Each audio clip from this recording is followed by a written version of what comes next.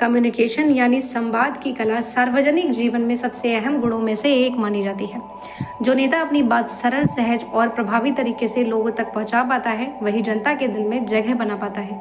अगर किसी बात में बनावटीपन या अत्यधिक तैयारी झलकती है तो उसका प्रभाव कम हो जाता है, लेकिन जब वही बात स्वाभाविक ढंग से सामने आती है तो लोग उससे भावनात्मक रूप से जुड़ जाते हैं।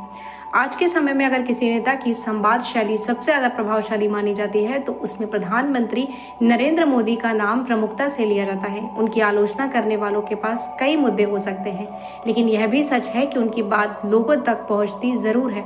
राजनीति में अंततः असर इसी बात से तय होता है कि कौन जनता से बेहतर जुड़ाव बना पा रहा है। पश्चिम बंगाल विधानसभा चुनाव के दौरान कोलकाता में एक साधारण झालमुड़ी की दुकान पर जाकर खाना इसी रणनीति का उदाहरण माना गया। सामान्य तौर पर किसी नेता का सड़क किनारे खाना बड़ी बात नहीं होती, क्योंकि कई नेता ऐसा करते रहे हैं। राहुल गांधी भी कभी मोची की दुकान, कभी चाय या समोसे की दुकान पर दिखाई देते हैं, लेकिन फर्क इस बात का पड़ता है कि कौन सा दृश्य लोगों को स्वाभाविक लगता है और कौन सा पहले से तय किया गया कार्यक्रम है।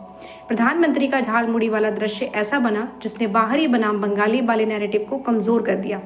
एक साधारण बंगाली स्नैक के जरिए उन्होंने खुद को आम बंगाली जीवन, रोजगार और संस्कृति से जोड़ने का संदेश दिया।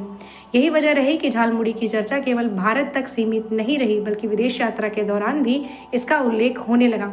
इसे उनके लोकल को ग्लोबल वाले विचार का उदाहरण बताया गया। इसी तरह इटली यात्रा के दौरान उन्होंने इटली के प्रधानमंत्री जॉर्जिया मेलोनी को भारतीय टॉफी मेलोडी उपहार में दी। आमतौर पर विदेशी दौरों में महंगे या पारंपरिक उपहार दिए जाते हैं, लेकिन यहाँ एक सामान्य भारतीय प्रोडक्ट को अंतर्राष्ट्रीय मंच मिला। खास बात यह रही कि प्रधानमंत्री ने इस पर कोई लंबा भाषण नहीं दिया, बल्कि मेलानी के एक छोटे से बयान ने ही उस वीडियो को वैश्विक चर्चा का विषय बना दिया। इससे एक साधारण भारतीय ब्रांड अचानक करोड़ों लोगों तक पहुंच गया। इस पूरे घटनाक्रम को प्रधानमंत्री की कम्युनिकेशन स्किल का उदाहरण बताया जा रहा है। संदेश यह दिया गया कि यदि किसी स्थानीय उत्पाद को सही मंच मिले और उसकी गुणवत्ता अच्छी हो तो वह दुनिया के बाजार में पहचान बना सकता है।